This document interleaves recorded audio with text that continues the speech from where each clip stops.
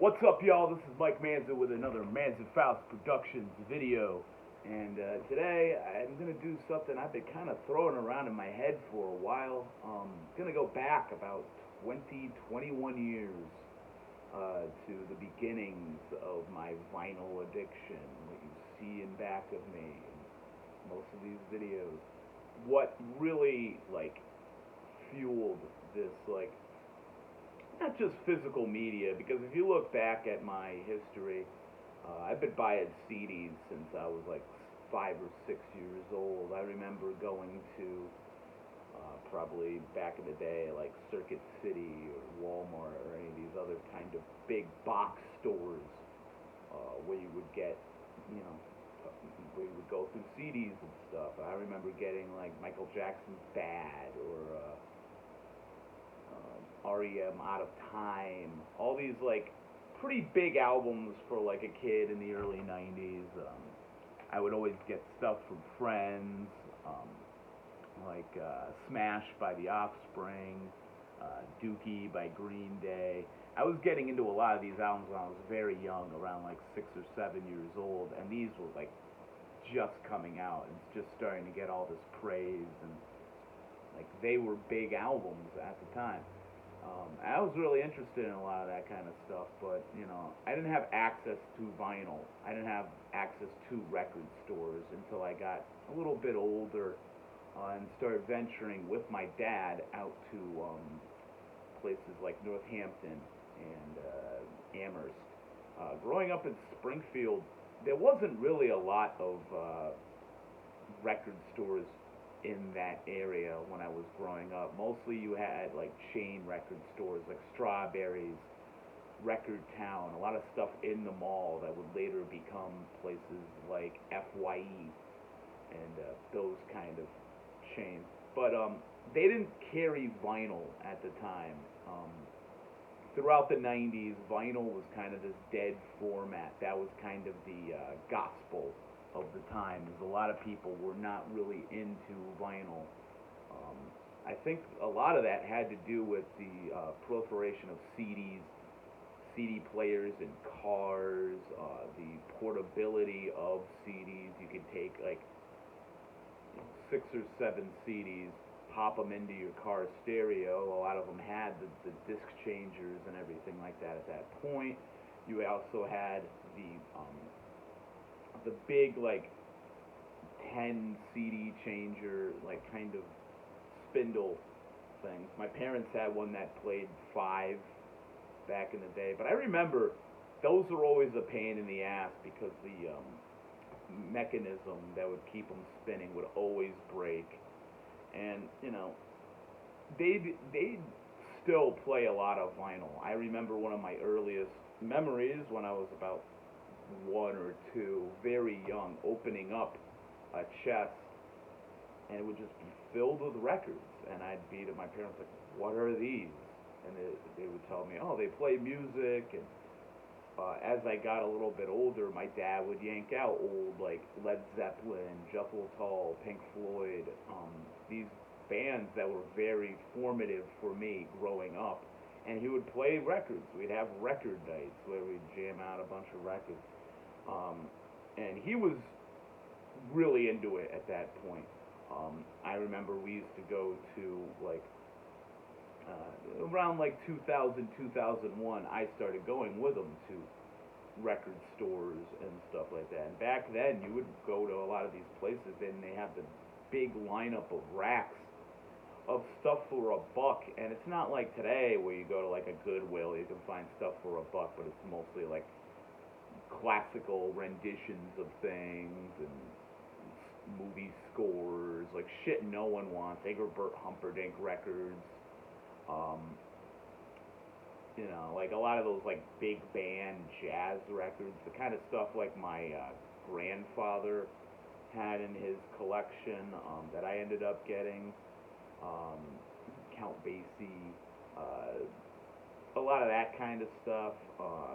But back in the day, you would go to these dollar bins or 50-cent bins, and there would be some real gems back in the day. And even if you would go and buy like some popular records, um, stuff from the 80s and stuff. Like, when I started buying vinyl, this stuff was dirt cheap.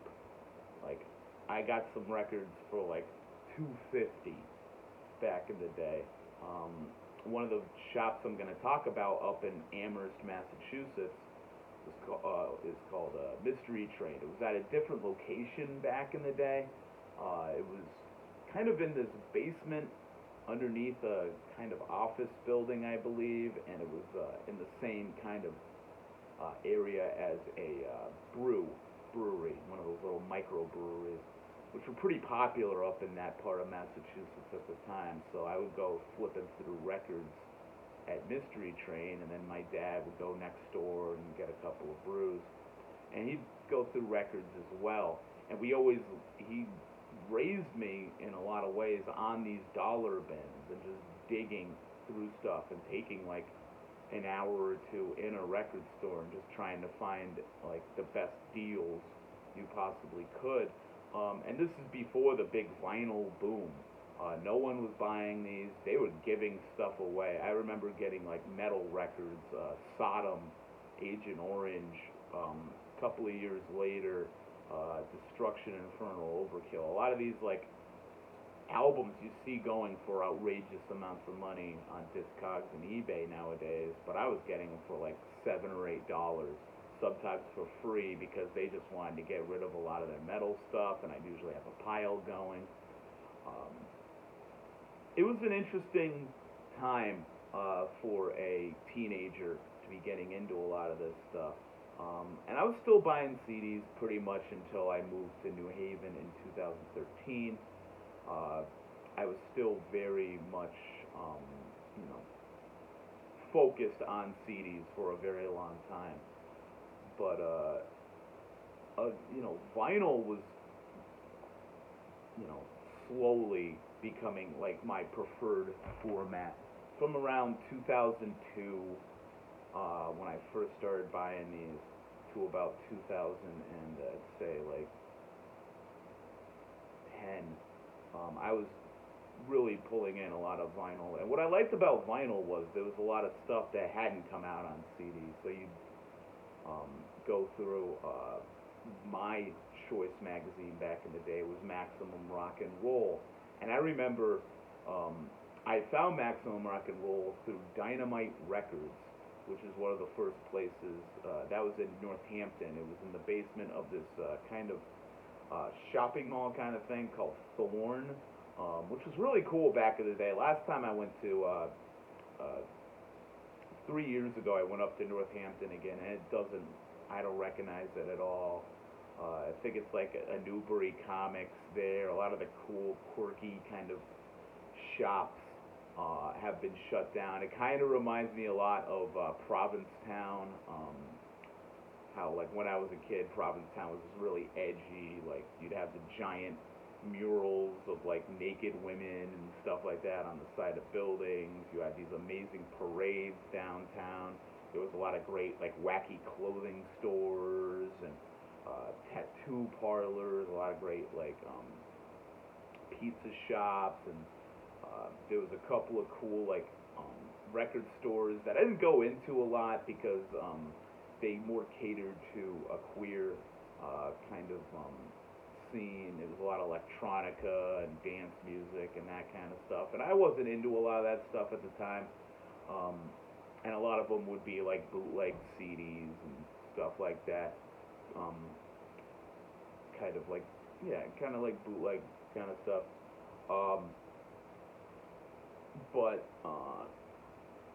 And there were a couple of record stores later on in Cape Cod area that I would find. There was one in Hyannis that's still there called Spinnaker Records that I really enjoyed. There was this kind of hippie, like, incense head shop kind of place called Earth House. I think it was in Orleans. I can't remember what town that was in. And what was cool about Earth House was they had a whole shop in there that was all movie posters and, these big kind of music posters and everything like that. which was a lot more common back in the day. If you went to any big city, metropolitan city, they would have like a shop that would be dedicated to like posters and all that kind of stuff. Very cool, kind of um, a throwback kind of thing. And then on the other side, they would have a record store. Um, I believe it was called Instant Karma Records. I might be wrong. And I believe it's still there. The Earth House is still there, but it's kind of gotten way too touristy for my taste. A lot of these places that are still going, there's quite a few, definitely jumped onto the vinyl boom, these price hikes through stuff like Discogs, eBay, a lot of like speculator markets really popping up in the late 2000s. Really, I started noticing the record boom around 2014 in full effect. I mean, you could, there was a while where vinyl was slowly making it back into the mainstream. You had a lot more people buying those awful Crosley kind of record players and everything like that, which are terrible. Like, I would never buy one of those personally. I was lucky enough when I was, I believe I was like probably 17 or 18, my parents bought me a kind of basic record player. It was basically you just hit a button and it would do all the work for you. And I still enjoyed using my dad's stereo setup. He had a nice Marantz receiver, just beautiful piece of art. The great wood paneling, like all this stuff was beautiful. Had a really nice tape deck, and I remember recording these like kind of sloppy, just you couldn't really call them demos. I was just like rocking out and recording myself on these little tapes. I really have a great memory, and I've like dug a lot of these out, but I used to tape off the radio. I had like a little boom box with tape in it, and I would tape like a lot of these like great radio shows. Like if I had a song that I would hear on the radio, I would listen throughout the day and try to find it and then dub it onto a tape. Just fun stuff like that. Later on, there was when I was getting into punk around like really like 2000, 2001. I had heard Dead Kennedys around 2000. Before that, Sex Pistols was a big thing because there was a lot of documentaries coming out in the late 90s on VH1 and MTV talking about punk and the history. So I would hear stuff like The Clash, the Ramones, The Jam, The Damned, Patti Smith. I'd also been getting into like Susie and the Banshees, The Cure. Growing up, obviously The Offspring and Green Day. Later on, Blink-182. These kind of bands that were taking a lot from groups like the Descendants and the Buzzcocks, the Jam, these more kind of oriented pop punk kind of bands, even like stuff like Screeching Weasel, Bad Religion, and I started finding around like 2001, after I'd kind of worn out a lot of the like Offspring and Rancid, Green Day kind of records, I started really diving deeper into more of like, it was still kind of mainstream punk rock, the Epitaph kind of stuff, and I have a lot of nostalgia for this kind of shit. Bad Religion was probably the first band that I got into heavily.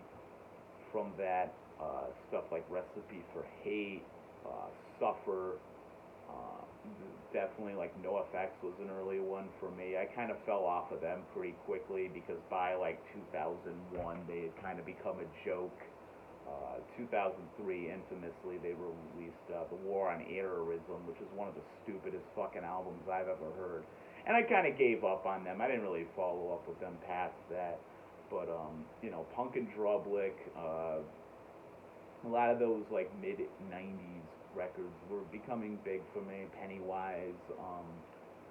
I started making it out to shows. My first show was actually Bad Religion and Snapcase in, I believe, April of 2003, maybe March.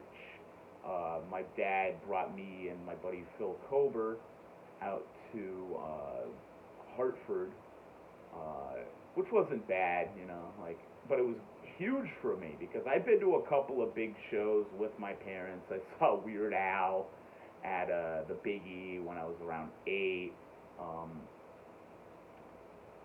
Couple of other things, but a punk show, that was like a big thing for me back in the day. I'd never seen a mosh pit in real life. Like, I remember a guy coming out of the pit like with blood coming out of his head.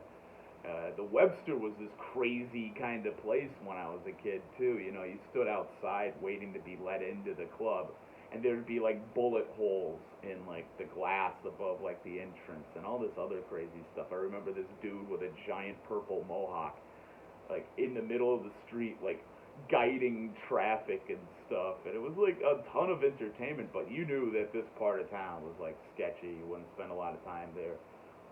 Otherwise, I believe in the years since they've cleaned it up a ton. I haven't been to the Webster in about 10 years. They don't really do anything lately that's worth a shit. But it was huge.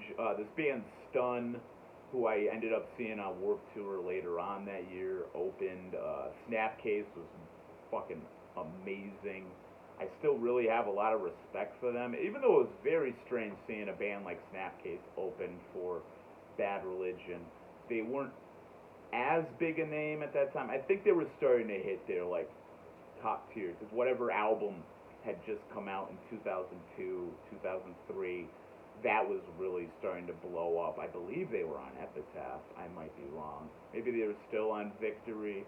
But going back and listening to stuff like Looking Glass Self and whatever the Progress Through, I can't remember the name of the album, but those are always huge albums for me. Actually, now that I'm thinking of it, I should have grabbed Looking Glass Self, because that was a very early one for me. But now that I'm thinking of it, real quick, I never do this, but just something came to mind as an early purchase, and can't ignore that. Hopefully don't spoil it. Put that up front. So yeah, like, and I started going out to Warped Tour. My first Warped Tour was 2003. Went to my second one in 2004, and then I kind of stopped. I recognized early on that festivals are not my vibe. A lot of the bands on Warped Tour at that point I was not big on. Yellow Card played both years, did not like them. Wasn't big on stuff like Mest or what was that other band? I remember Rancid played the first year I went. I wasn't big on that because the album Indestructible, I know it's got its fans. I am not a fan of that record at all. Sort of like Rancid 2000. I feel like it's a little bit like in the wrong direction. More my kind of stuff is like Let's Go, and maybe the self-titled first record. Life Won't Wait, I think, is a little wonky. I'm not really a big fan of that one. Again, it's got its fans, but Rancid set that year kind of just bored the shit out of me. I wasn't really into it. Pennywise was good. I remember liking Suicide Machines, but then I bought their album and I'm like, this doesn't do anything for me. But through going to that show, to that Warped Tour, I believe it was in Brockton, Massachusetts. It was a pretty good lineup. Saw Glassjaw, which was a huge thing for me. I never really got into that emo and nu metal kind of stuff at the time, but they were solid, and I picked up their album Worship and Tribute. Really love that album. It's a classic, and really what sold me on them is just how great of a live show they put on, how great the reaction from the crowd was, and it was a blast seeing them. And it was up and down, but it was definitely that corporate atmosphere that was a bit overwhelming. People selling like shit everywhere, and a lot of the corporate sponsorships you would have. I mean, it was Warped Tour. It was formed by like Vans shoes, so it was always that corporatist kind of mindset. You had all the tents selling alcohol and Easy Mac and all these other weird kind of things. But what was cool about that was walking around. Had guys passing out flyers for kind of local shows. I remember getting this flyer for Suburban Noise Fest, and looking at it, I'm like, holy shit, this seems kind of cool. It was in a town I've never heard of to this day, Topsville, Massachusetts. And there's a reason for that. Me and my dad hauled ass out to this. It was DOA, DRI, Gangrene, Toxic Narcotic, The Unseen, Darkbuster, The Huns, I believe the Anazombies played. It was just an all-day thing. Down by Law, the other Dave Smalley band from the time, Slapshot. A lot of these bands I was seeing for the first time. Kill Your Idols was supposed to play, but they didn't make it. It was huge. DOA killed it. That was the only time I've seen them. They got cut off early because I believe, from what I remember, Joey Shithead had lit like a kind of a cross on fire and was doing this whole rant about don't teach religion to kids and everything like that. Really powerful stuff for a kid who was getting forced into religious education at the time. And they ended up getting cut off, but what was fucking cool about it is all the members of DOA hung out with everyone after the show, and I ended up getting my CD copy of Hardcore 81 signed by everybody in the band, and talking to Joey Shithead as like a young up-and-coming punk rocker, getting into this music and figuring out like the scene around me was awesome. Very cool to have that at such a formative age. And my dad, all credit to him, he was very passionate about this stuff, getting me into this kind of stuff, bringing me to shows. Like, I remember one of his lines he still brings up to me all the time is like relatives around us, like whenever there was like Christmas or any kind of gathering with the family and everything, they'd always be like, how do you go to these like sketchy little nightclubs and see all these crazy bands and like all this punk rock stuff and to be honest, my dad loved it probably more than I did. He would spend time with the band. Like, I remember my dad hung out at the merch table, like just chilling with people, and he was always big into photographing and even filming a lot of these shows. I remember even at Bad Religion, he was up front, like right at the front, where I would probably be nowadays. I'm always, like my dad, go as close to the stage as I possibly can, right to where the action is. He would do it because he was into the photography. He would always take shots of a lot of like older kind of, you always like shooting Johnny Winter. He got a lot of shots of Albert Cummings, a lot of these older kind of blues rock kind of established acts that we would see a lot in the day. And he would always have a ball at these punk shows, though. It was kind of amazing seeing him hit it off with all these, like, older kind of punk rocker guys. And, like, they would always say, like, oh, my God, you're a father who doesn't mind bringing his kid to like, a punk show. Like, I couldn't get my dad to see my band once, like, it just didn't happen.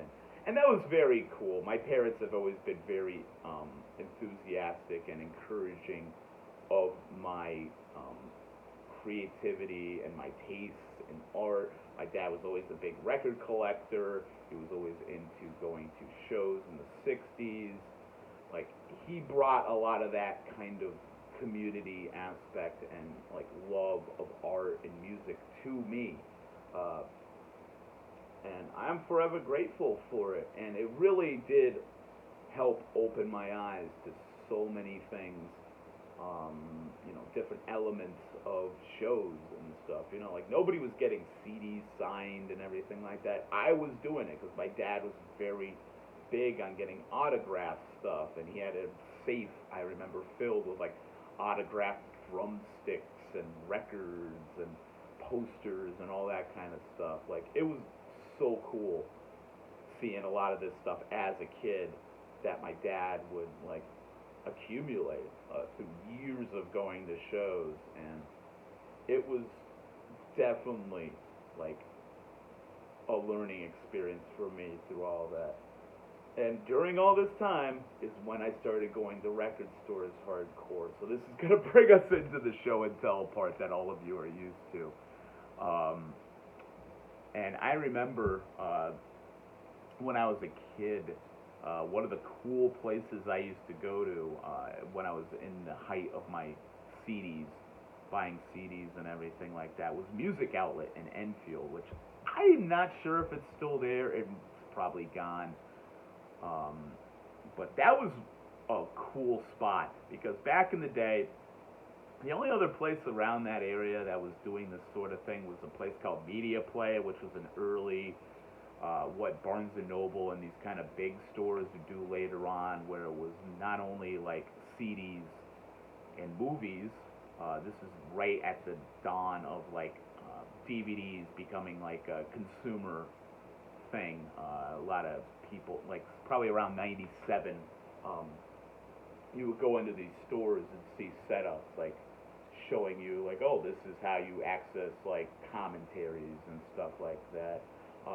So I, growing up, I would always go to Media Play, but down the street, they had a place called Music Outlet, and I would always remember seeing these crazy ads, like very late 90s. I wish I could find it on YouTube. I should try again.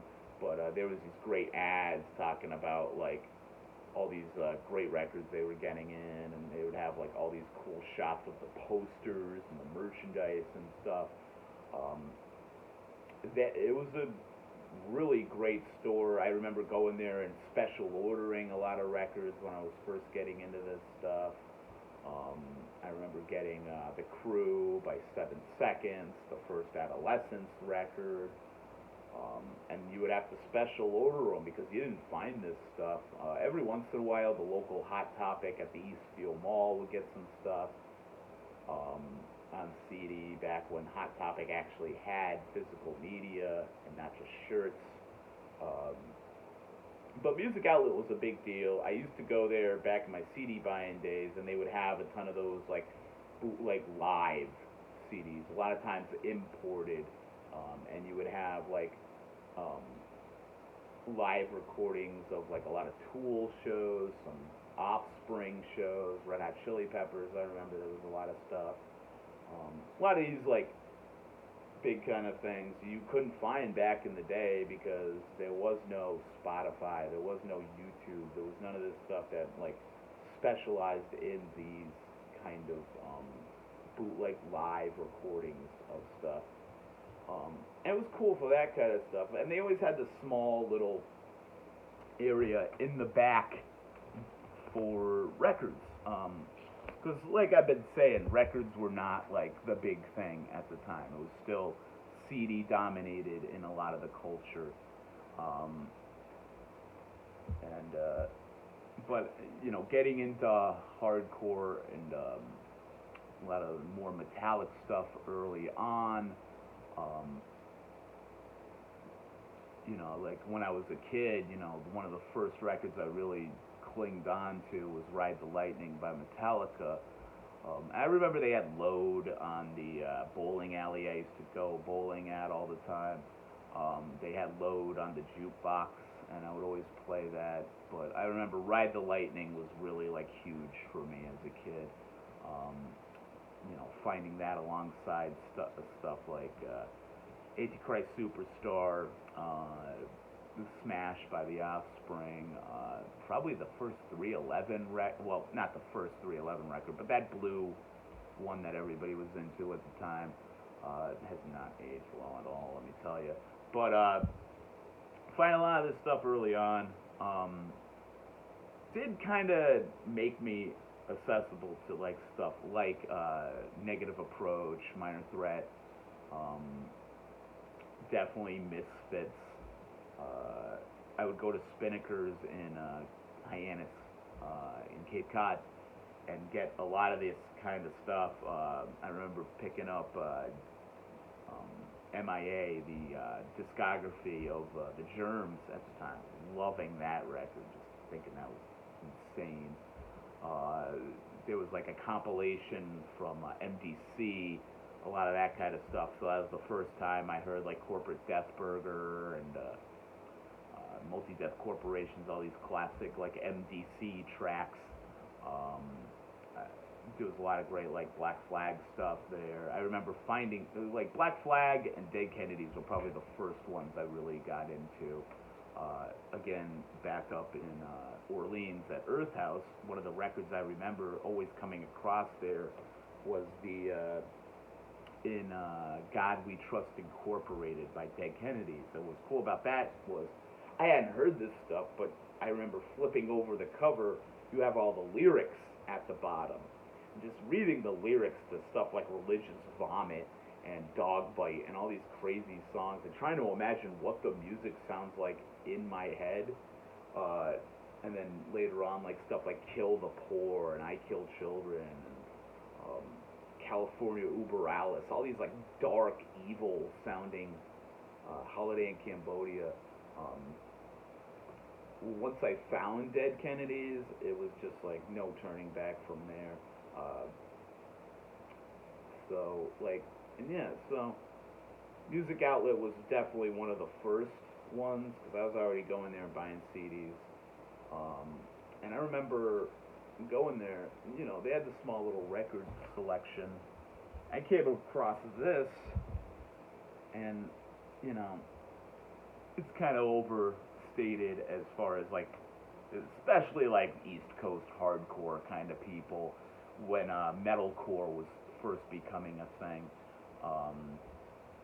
But this is an important album to a lot of us, and this was one of the first things I remember picking up on vinyl with my own money.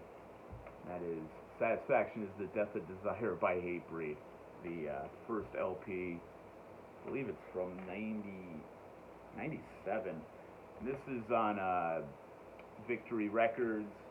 I believe this is the first one I got on color vinyl for a while. Color vinyl became much more popular later on, a couple of years later, but that's a nice little clear green. I believe this is an original,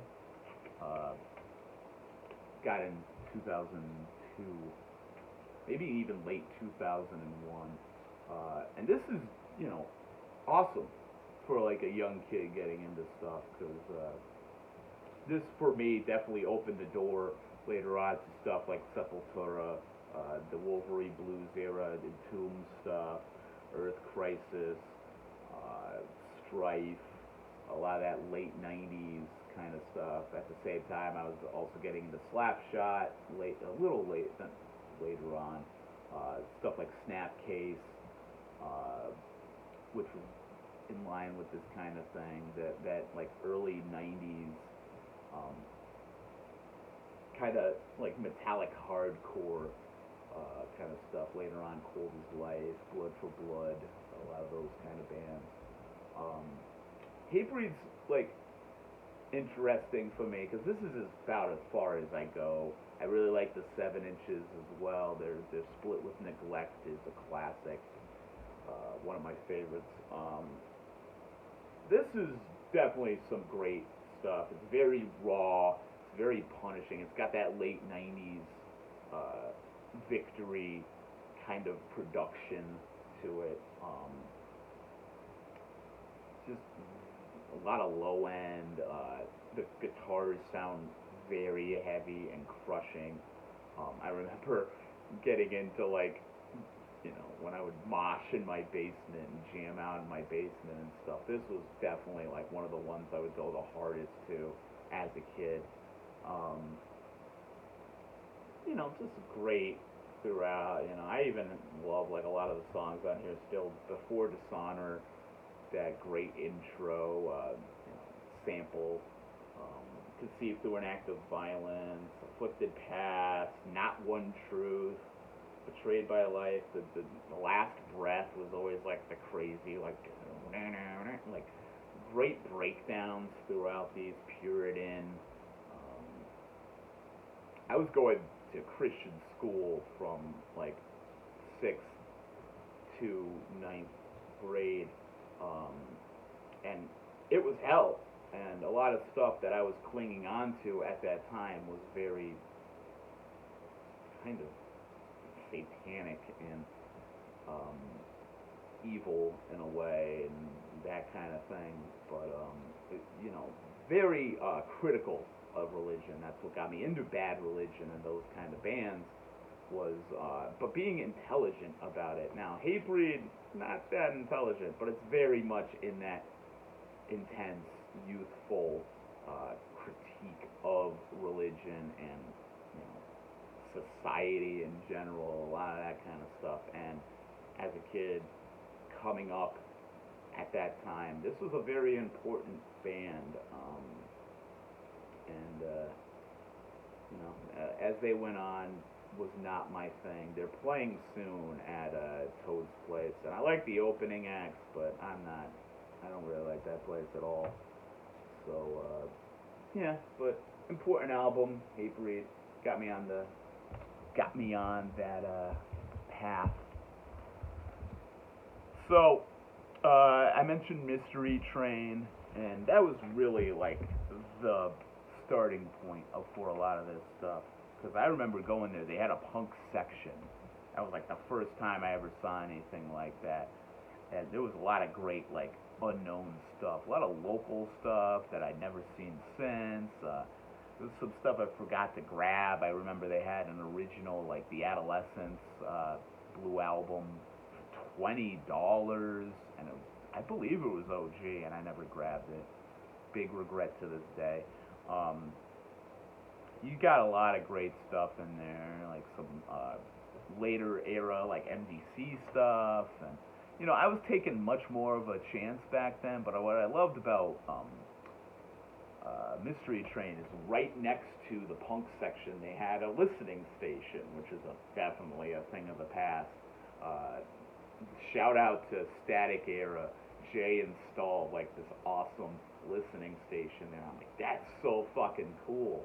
Because I remember just grabbing like a pile of records and just going through them whenever I had the availability of the record player there, the listening station. That was great, because I took a lot of chances on stuff that I would hear. That was like, you're going to see a lot of that stuff in this video, where I would just throw it on there. This looks fucking nasty. And it would just be like, yo, this is what I'm looking for. I was always into noisier, raw, very violent production as a kid. Still am. I remember when I saw DRI, what really blew me away about them is the songs were so fucking short. So that just blew my mind. And that was really what I was looking for. But, you know, I was still carrying over a lot of the stuff that I was into getting into this shit. So the Ramones, the Buzzcocks, all that kind of stuff. And one of the big names you get into, I believe this is a lot of people's first record they probably came in contact with. And I mentioned them before through seeing them through all the different punk rock documentaries that they would show on VH1 and everything. That's Nevermind, the Bollocks. Here's the Sex Pistols. And despite my kind of, you know, apathy towards the Sex Pistols in general, they're more of like an image than an actual band. I don't need to tell you all, like, you know, there's endless amounts of like critiques on this band and documentaries made about this band. so on and so forth. This album, you know, it credits Sid Vicious on it, but I believe the only song he plays on is Bodies, which is a pretty good song, but I believe the rest of the album is bass work by Glenn Matlock, who I have a lot more respect for. Probably my favorite musician within the Sex Pistols is Glenn Matlock. Just an amazing bass player for this early kind of stuff. And you know, this is definitely another one of those records, like when you're young, it makes the most sense. It's like, it's cursing, it's like vulgar, it's violent, but it still has like a lot of pop sensibilities. Liar, No Feelings, 17, EMI, Holidays in the Sun, Pretty Vacant. These are all songs that have a strong pop sensibility to them. Like Pretty Vacant, it was infamously born from I believe it was I forget the guitarist. I can't believe I'm forgetting his name. Not that I care. But he was trying to play like this ABBA riff, I guess, which has the kind of arpeggio playing to it. You know, just like, it's perfect for a young kid getting into punk rock, and seeing like video of them like looked intimidating back in the day. You know, Johnny Rotten during the beginning of Anarchy in the UK, when it was broadcast, was screaming, "Get off your ass!" You know, it's intimidating. I am an antichrist. I am an anarchist. I didn't know what anarchy was at that age. You know. It didn't take long for me to kind of latch on to a lot more of like the purest anarcho stuff, which I'm going to get into later on, what introduced me to a lot of that. But, you know, definitely an important album for what it is. Is it one of my favorites from that era? Not really. Kind of wonky. The story behind it definitely outshadows the band itself. Sort of a mayhem kind of vibe in that way, to be honest. But yeah, it's still an important record for me, getting me into vinyl and punk rock. So, yep. Kind of an obvious one there, but still wanted to talk about it. And another one I bought around the same time, and I already had the discography on CD, which was everywhere. Everybody was picking that up back in the day. I believe I got it at FYE. And I picked that up around 2000, 2001. So going to Mystery Train when I found this, it was a big deal, and $10 was a lot to spend on a record back then. But I had to have it, and that's Out of Step by Minor Threat. This is I believe it's like there's so many pressings of this, and you can usually tell by the stripe and the price tag, the Pay No More price tag. Great, amazing record. Still have the awesome inner sleeve.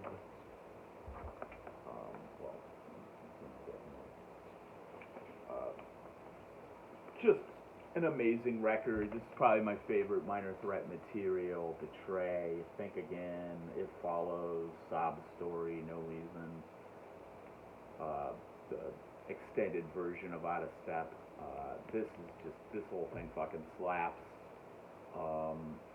Very relatable lyrics for a young kid in high school and stuff. And it really does open your eyes to maybe when you get out of it, there's still these kind of dramas and people holding on to, you know, petty little, like, grievances even after high school, you know, way into their, you know, adult life.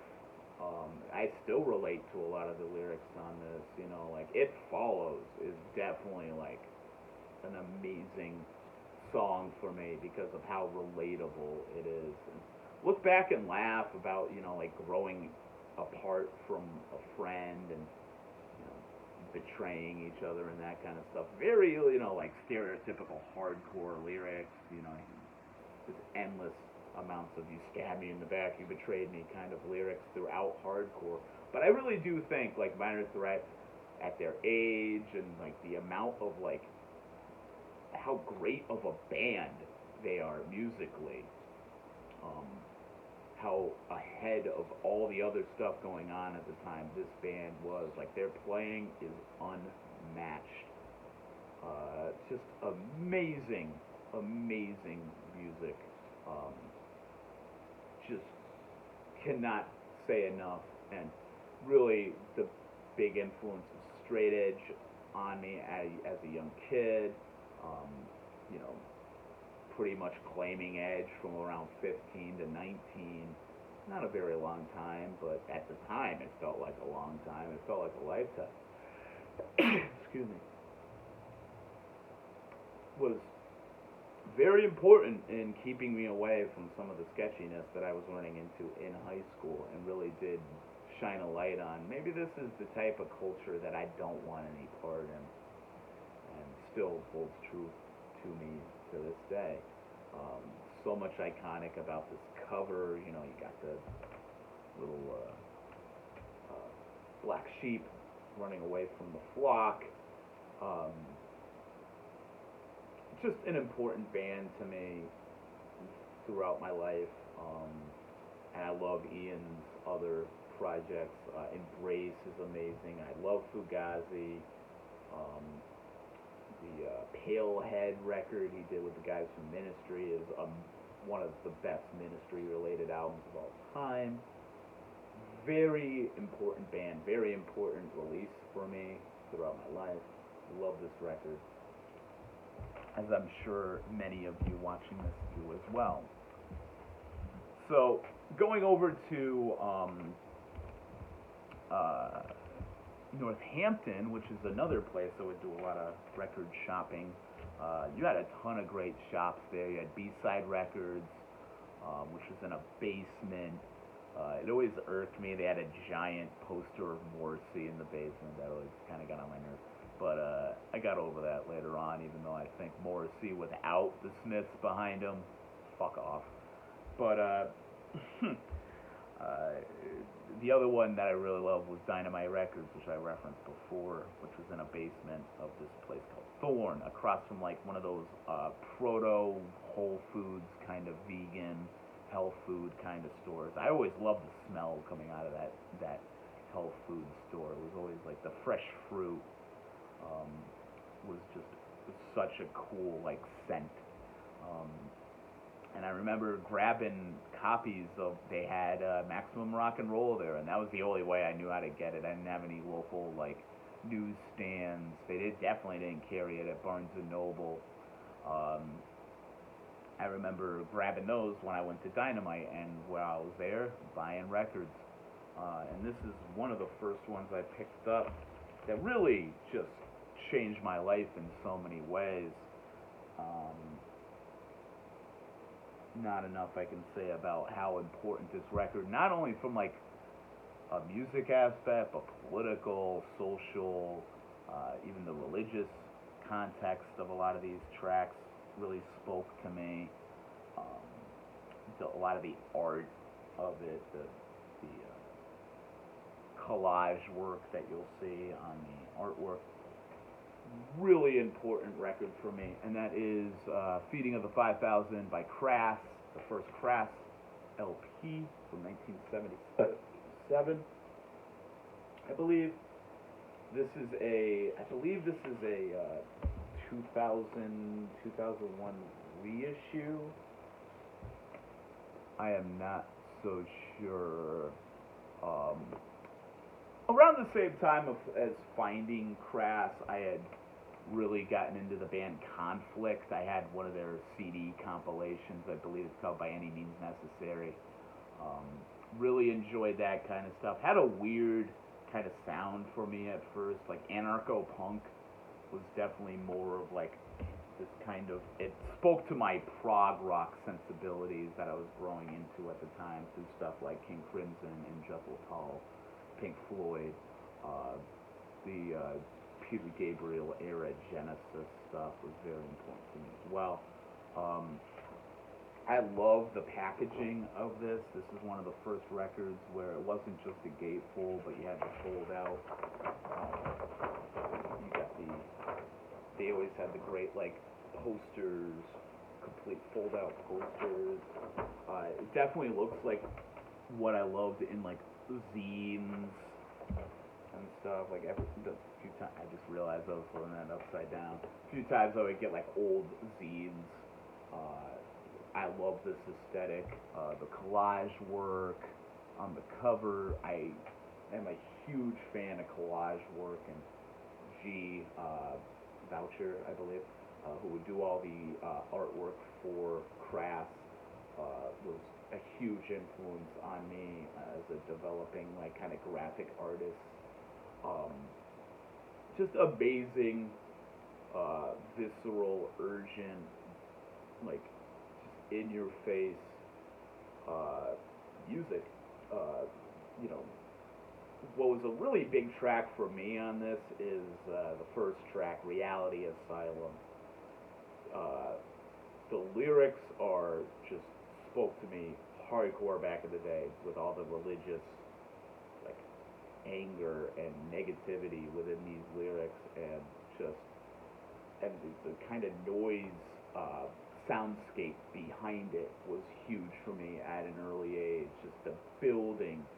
It scared the shit out of me when I first got this. But I noticed when I was a kid, if something scared me, I could not help but play the shit out of it and just, like, kind of face my fears in that way. And it was also that catharsis of, like, saying all these brutal things about religion and the way that it kind of corrupts society and rapes us of our kind of, like, true being and humanity and everything like that. This spoke giant to me as a child, in, you know, this preteen kind of funk existence of going to a Christian school, witnessing things like 9/11 right before your very eyes, and, like, all these religious fanatics around you just, like, using your questioning and your terror as being an early adolescent, and just, you know, forming a lot of, like, how I view a lot of these kind of grifter religious types. You know, you have faith, that's great, whatever. Religion has helped a lot of people in a positive way, but to me, it has worked in a very negative way as well. It's very intensely, like, anti-individual. It's just a lot of bad things have come out of religion, obviously, and so this spoke huge to me as a kid.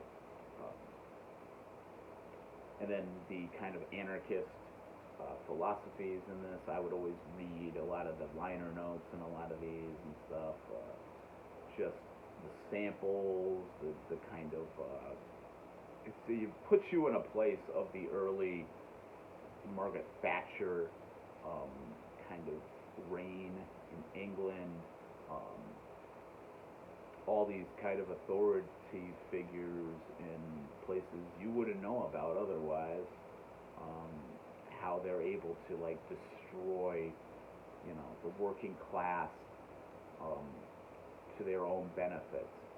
How the rich and capitalism and everything basically works to benefit itself and fuck everyone else over.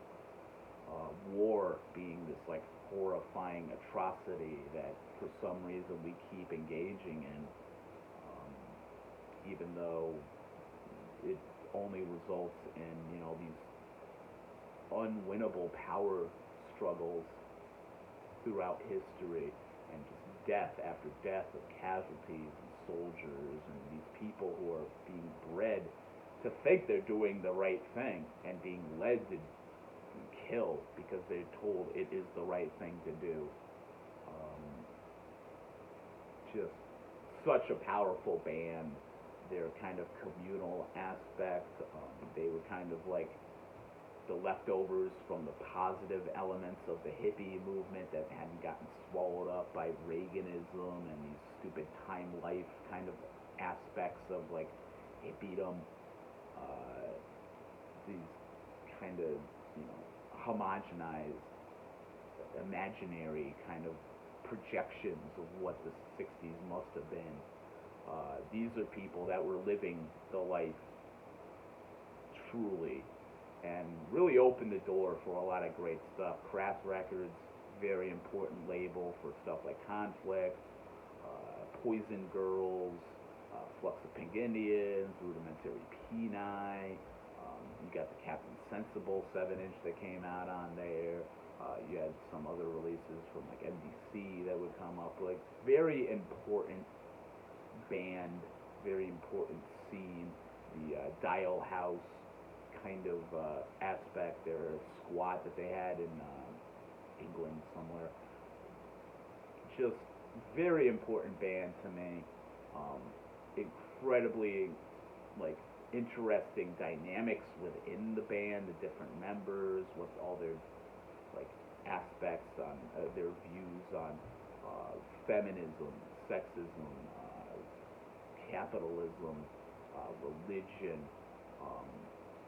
just this revolving door of ideas that you would get throughout this band.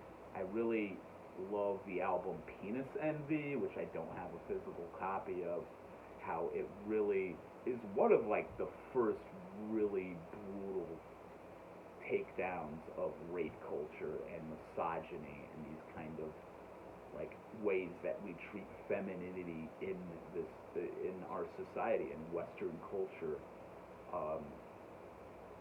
Very powerful band. I could do an entire video on them at some point, probably will. But yeah, this was definitely opened a shit ton of doors for me, and definitely turned me into the little psychotic anarchist that I am to this day. So, respect to Crass. And remember, there is no authority but yourself. Another little record store. I don't have a lot from this spot, but it was, kind of an important spot that I would go to in Northampton. I believe it's still there as well. Cheered Up Records. It was in a kind of basement. Very cool kind of aesthetic. You had a lot of great like CDs there. They always had it well stocked. I remember going through their CD collection and asking Black Francis from the Pixies to move out of the way so I could go through the Subhuman CDs. That was cool. Didn't talk to him beyond that, but it was still kind of cool. Northampton was definitely like a hotbed for that kind of stuff. You had a lot of great bands coming out of that area in the early 90s, and a lot of them stayed on through into the 2000s. Sonic Youth, I remember seeing a few times. I think like Dinosaur Jr. played like a one-off show that I saw when I was real young. Don't remember what year, but very cool stuff. And so Turn It Up, you had like the little section of dollar records and stuff, and then they had a collection of 7-inches, some a little bit of punk stuff. I don't remember getting much there for punk, but this was awesome to find back in the day. Operation Ivy, Hectic EP, original on Lookout Records. Not, I'm not really a huge, like, ska guy into the 90s. That stuff was everywhere. Obviously, stuff like Real Big Fish and Goldfinger, all those kind of bands. It was inescapable. Sublime, and No Doubt, and all that kind of crap. Op Ivy is probably like the last big name in ska for me. Like, after this, it just kind of becomes a little whatever. Not a lot of bands from the modern era as far as ska, third wave, whatever, reggae, whatever you want to call it. They don't do it for me. I'm a purist with a lot of that stuff, aside from like my love of two-tone in like the 80s and a lot of that kind of shit. I am purely Jamaican. rock steady ska, a lot of that reggae stuff, dub, like the Caribbean Jamaican stuff is what is most important to me. It's probably my favorite music in the world. But Apathy really went about it in a great way, and I love this record. It definitely captures that Oakland Gilman Street sound greatly, and you could definitely put this up against stuff like Crib Shrine, the early Sticky stuff, um, the early Neurosis stuff. All these bands that would play Gilman Street and really made it this huge deal at that time. But none of them sound alike. Even like the early Green Day stuff, that was totally not what they were expecting, not what it was known for. Op Ivy, man, it's just great songs. I even like this over pretty much all of the Rancid material. I really do feel like the speed and the rawness and the honesty of a lot of these songs is great, is very important. Just all the bands that came after this would not touch how like amazing this music was. Junkies Running Dry, Hoboken, Yelling in My Ears, Sleep Long, just these anthems. And they're danceable, they're upbeat, they got a lot of like energy to them. But man, the lyrics are just brilliant.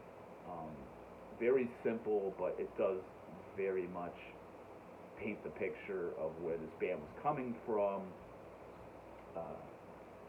The urban decay and all these kind of elements throughout their career in Rancid later on.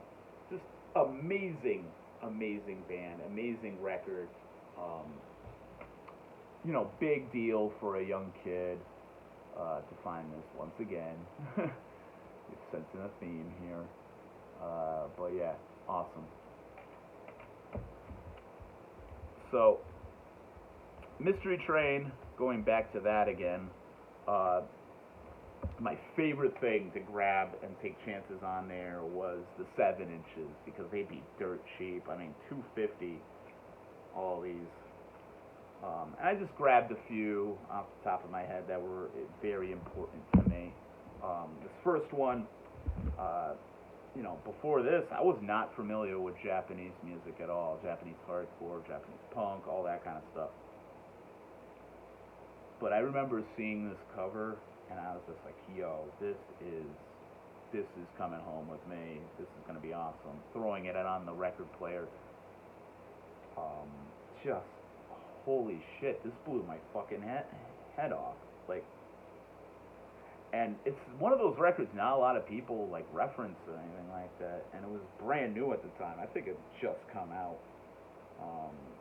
So 2001. I don't know if that's the Japanese version or whatever, but dude, this was huge for me in 2003 when I found it. And that is Asbestos. This is a later record. They had been around in the 80s. I didn't find a lot of that stuff until later on when it was repressed by Partners in Crime. You got the nice spindle in the middle. So fucking heavy though. This has a lot more of like a crossover thrash mixed in with the noisy Japanese hardcore of stuff like Gaze, Lip Cream, a lot of like Discharged, kind of DB influence in this band as well. Awesome fucking band. Just slaughters it.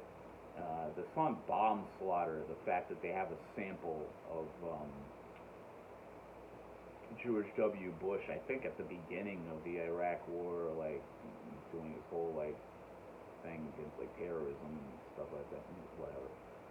That sample was huge for me at the time. Again, at a Christian school, they were all about the conservative, like religious right fanaticism of that time. So hearing this, the song "No War, No Nukes, No Violence" is definitely like an anthem for me to this day. An amazing little 7-inch, and definitely did open the door to stuff like Confuse and Gaze and Guy, Swankies, Gizm, all that kind of stuff. Just huge, huge release for me. Still a great 7-inch. I still spin this constantly. Awesome stuff. One I've shown a bunch of times, so I won't dive into it too much. Yeah, the first grindcore, really noisy records I remember getting hardcore into was Fear of God, Pneumatic, Slaughter. Just amazing, amazing, short as fuck songs, you know.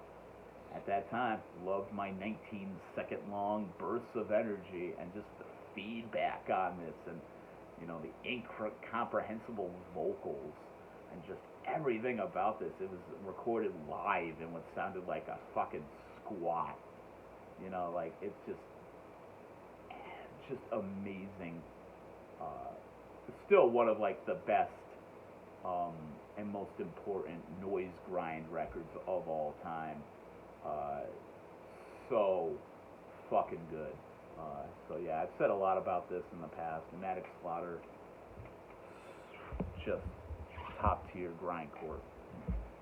And this one was my introduction to Havoc Records, which again I would see a lot of advertisements for in Maximum Rock and Roll.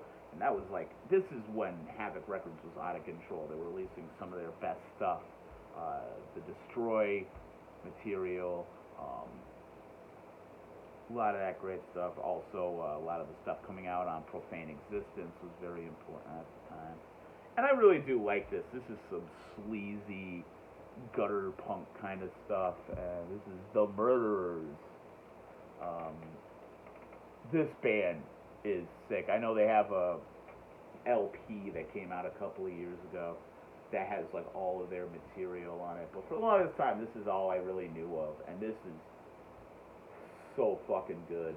In with the Fuckers, Human Racist, Bloodbath, definitely not, you know, PC in the slightest, but punk rock as fuck. I mean, that cover is amazing. You know, I love it.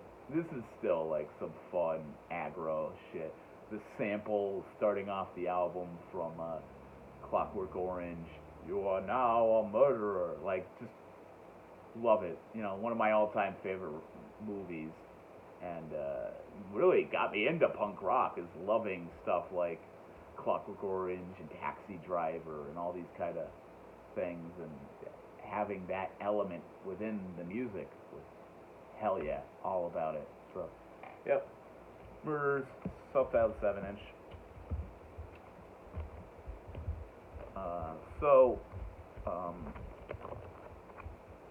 Few more.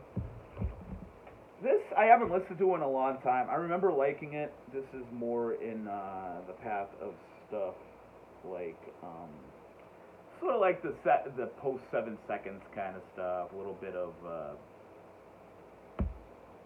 they definitely fit in with like Death by Stereo and Bouncing Souls and a lot of that later era Epitaph stuff that was coming out at the time.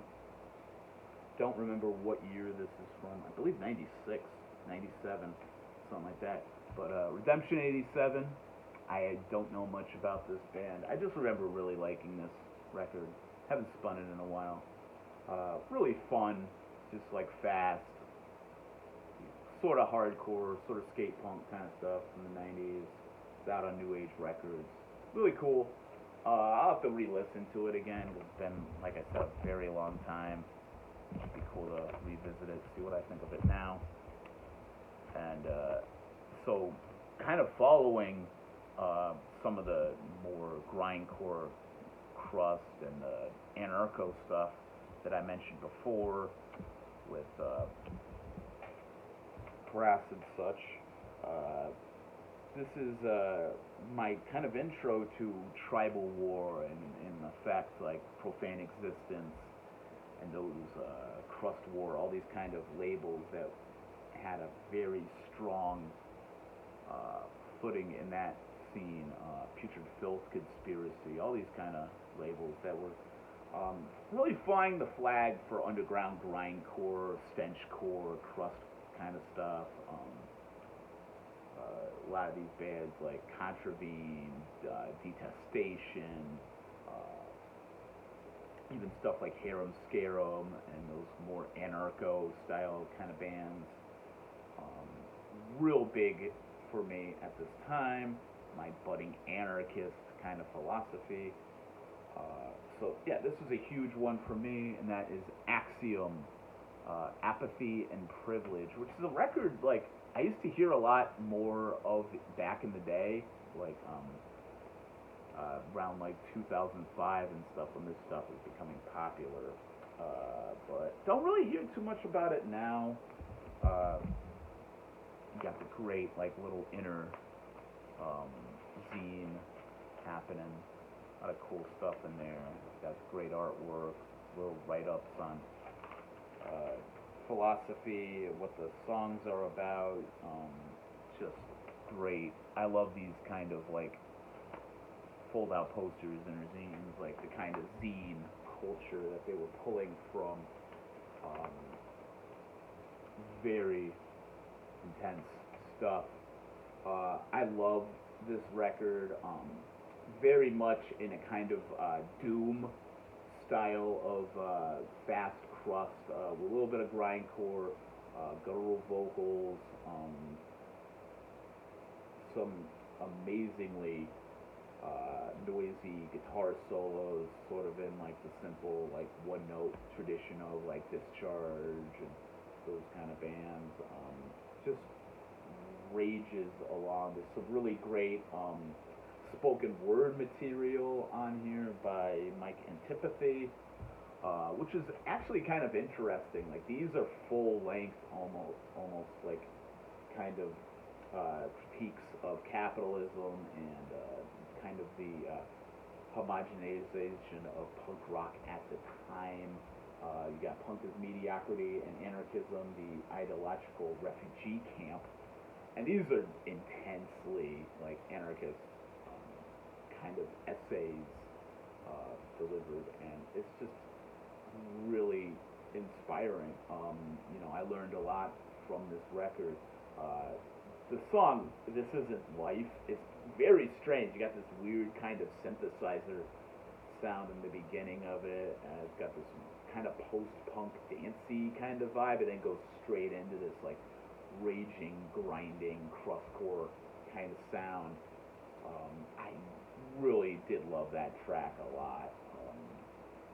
And Crippled with Fear is definitely an anthem. So, yeah, Apathy and Privilege, just insanely important record for me. And last one, just trying to remember who. This is on Tribal War as well. Interesting. And just amazing. I got this for like $5.50 back in the day. I don't think it goes for too much, but this is a huge record for me. This kind of applied to both sides of my brain at the time, because I was getting into like the Unseen and Casualties and that kind of crap at the time, which has not aged well for me at all. But being a young kid, you would hear a lot of that stuff. But I was also getting into like Crass and all that kind of shit, as I've been saying. So this was huge. Aus-Rotten, The System Works for Them. Again, Tribal War. What I really love about this, once again, they took a page out of Crass's book, had these amazing fold-out poster sleeves. I remember having this on my wall for years. Such a amazing image and such an amazing record. Aus-Rotten, man, like they were from Pittsburgh, I believe, right? Like this is the band you would think of in that like late 90s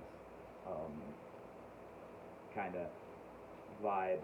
You know, a lot of bands coming out at that time had this. You know, you would definitely put this next to like stuff like Ideas of Bulletproof by the Piss.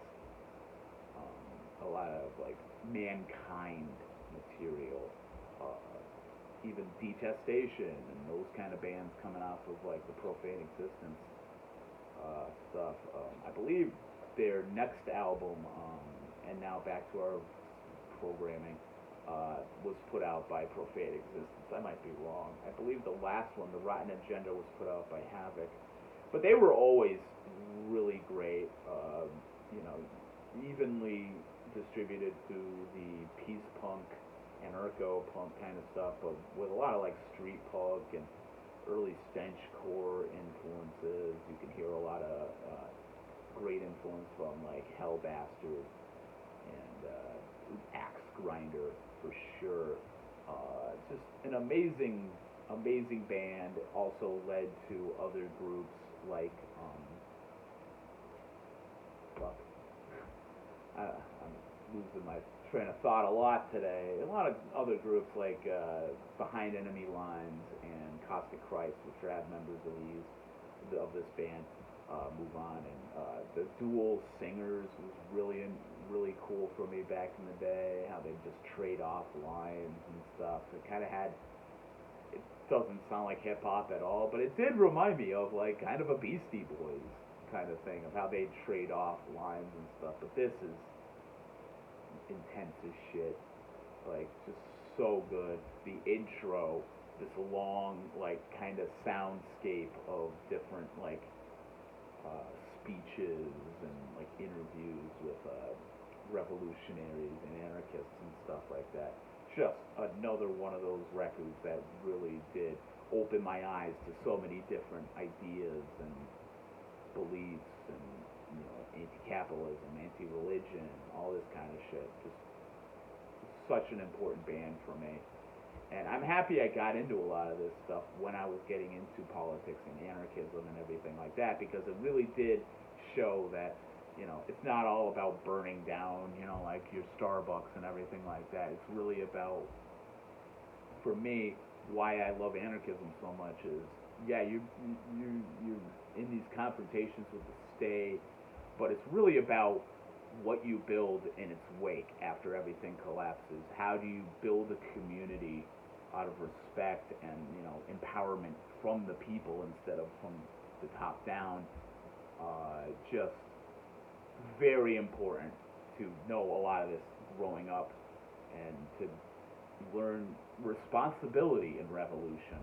You got to change yourself before you change any of this, whether it be misogyny, sexism, homophobia, this xenophobia, the ignorance of other cultures, the, you know, kind of ignorance of other ways of life, knowing how to sustain, which is something I still struggle with, sustain yourself within, you know, like a non-capitalist society.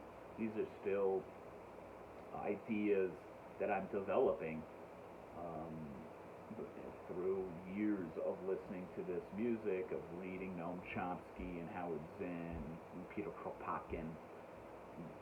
All of these different elements come from my love of punk rock and buying vinyl in such a young age. So, yeah, Aus-Rotten, their system works for them. Just fucking amazing. Such a great album. And yeah, wow, that'll about do it. And I'm happy I got to make this. Like I said, I've been throwing this idea around in my head for a while. I thought it'd be cool. 21 years removed from a lot of this stuff. You know, bring you back to where a lot of this comes from. Where, you know, for my love of physical media, especially vinyl records. And it's a lifelong obsession, just never ending, and it led to some great things like this YouTube channel here, and I love all y'all motherfuckers. Like, I love this channel. I'm having a great time making videos for all of you. I love reading your comments. If you haven't yet, jump into those comments. You know, talk about these records. If you found some of these records when you were young, or there's some new stuff you found out about through this video, talk about it. What are some records that were really important to you getting into physical media, getting into punk rock, or whatever type of genre that you're heavily into? What are those records that really bit you early on and got you started on your journey? Like and subscribe. Still kind of inching towards that 100. Hopefully I get there in July, but hey, no pressure. I love all of you. I love the conversations we've been having. I love seeing everybody else in this vinyl community on YouTube showing off amazing music. It's all positive, man. I love it. If you want to find me on social media, I am still on Instagram at the Hordes of Manser, and that'll do it. This is Mike Manser with another Manser Productions video. Stay fucking metal.